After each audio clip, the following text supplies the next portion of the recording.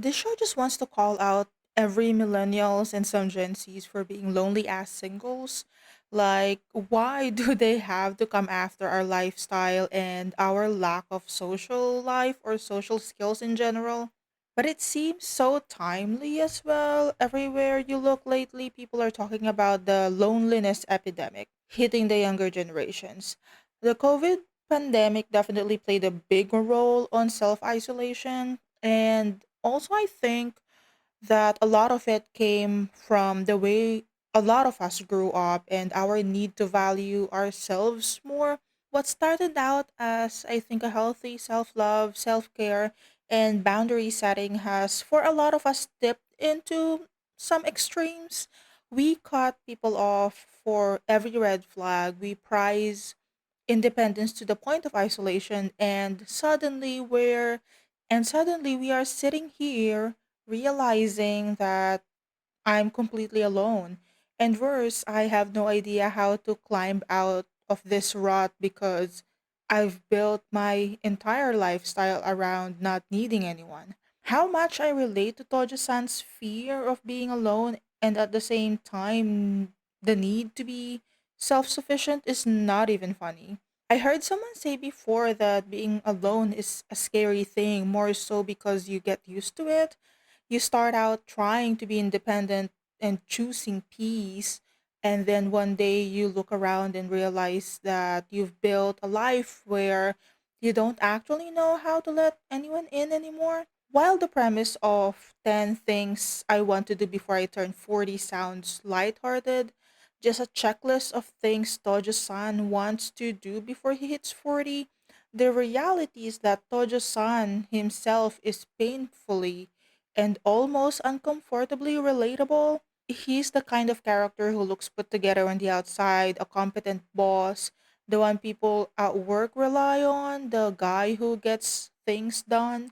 But underneath that, he's just trying to find scraps of joy in simple things, almost childlike comforts like plush toys, cute cakes, and stupidly elaborate fraps. He doesn't feel confident enough to fully embrace those things alone, but he's also not brave enough to seek someone to share them with. It's the double bind so many of us know too well. You crave companionship, but you've built a life where it feels impossible to ask for it. And layered on top of that is the constant fear of judgment. Because let's be real, society isn't exactly kind to men nearing 40 who like childish things. You're too old for that, or you're supposed to have it all figured out by now.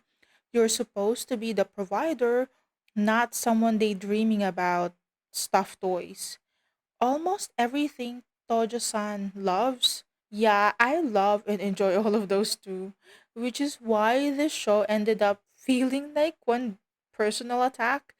Every episode, I wanted to shout, okay, enough. What did I ever do to you to come at me like that? Tojo-san's birthday falling on Christmas Eve is such a subtle but brutal detail as well.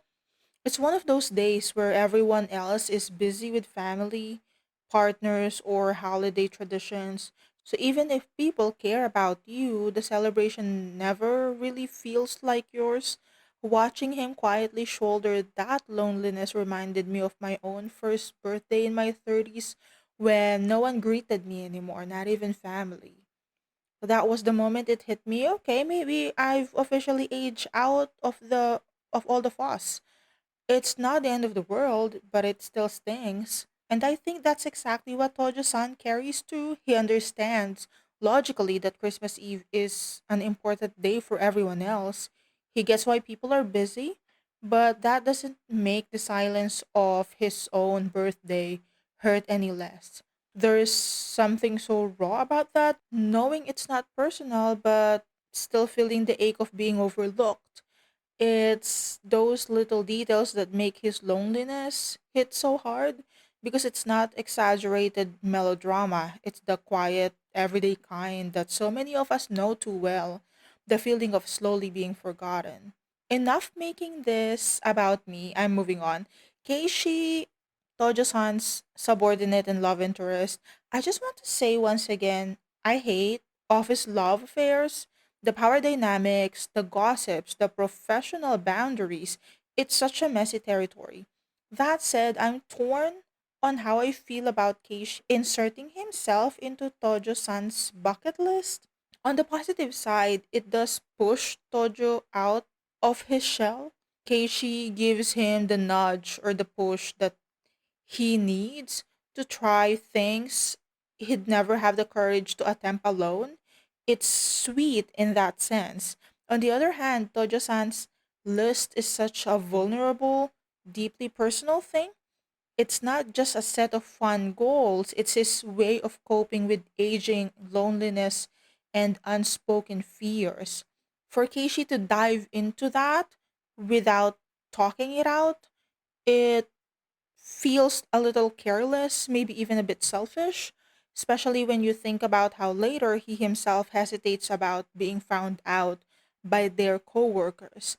Like, if you're not ready to stand beside him in public, maybe don't volunteer yourself for the most intimate parts of his private life. It's complicated because Keishi's intentions aren't malicious, but the execution leaves me questioning whether he fully understands the weight of what Tojo-san is carrying. There are definitely moments where I feel like Keishi doesn't fully understand where Tojo-san is coming from. For him, the bucket list feels like a fun challenge, a way to coax his boss into trying things outside of his comfort zone, almost like a quirky bonding moment. But for Tojo-san, it's not that simple. This isn't just about trying things he's too scared to do. It's about confronting loneliness and the quiet ache of realizing how much of your life has slipped by without someone to share it with. This show reminds me so much of Old Fashion Cupcake, another BL series centered on a 39-year-old office worker in the middle of a quiet midlife crisis. The parallels are hard to miss. Both Nozoe-san and Tojo-san aren't men chasing some grand, dramatic reinvention of their lives. All things considered, these are successful men, stable, competent at work, and on paper, they've made it. But what they crave isn't a career milestone or a flashy accomplishment. It's the freedom to enjoy the small, simple things in life without judgment.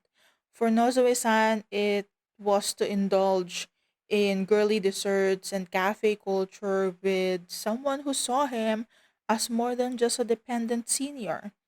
For Tojo-san, it's stuffed toys, cakes, and whimsical fraps, and going on aquariums and amusement parks, comforts that might seem trivial, but carry so much meaning when you've spent years denying yourself those joys because they don't fit society's image of being quote unquote manly. That's what makes both stories resonate. They take something as seemingly minor as eating cake or crossing off a bucket list item and show how, for someone quietly suffocating under expectations, those moments of permission can be revolutionary.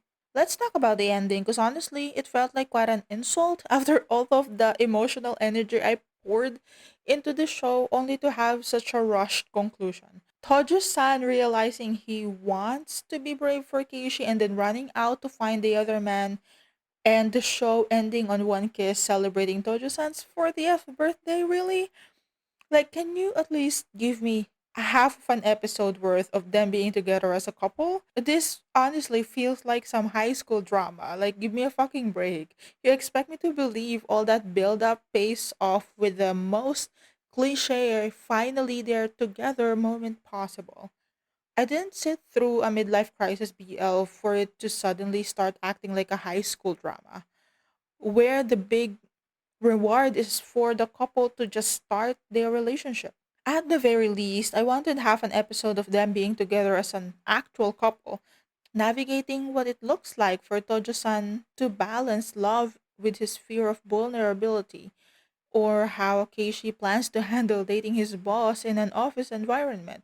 Something, anything, for a show that set itself apart with its premise, it deserves a conclusion that actually matched the maturity of its story. That ending is absolutely downright juvenile. Anyways, what is in your bucket list? One of mine would be to spend a weekend in a five-star hotel or a boutique hotel in a really picturesque town somewhere in East Europe or even Canada. Tell me what's yours. Comment down below. Don't forget to check my other BL reviews. I did a review on Old Fashion Cupcake and Mitsuya Sensei's plant feeding. Drink your water, stay hydrated. Bye bye.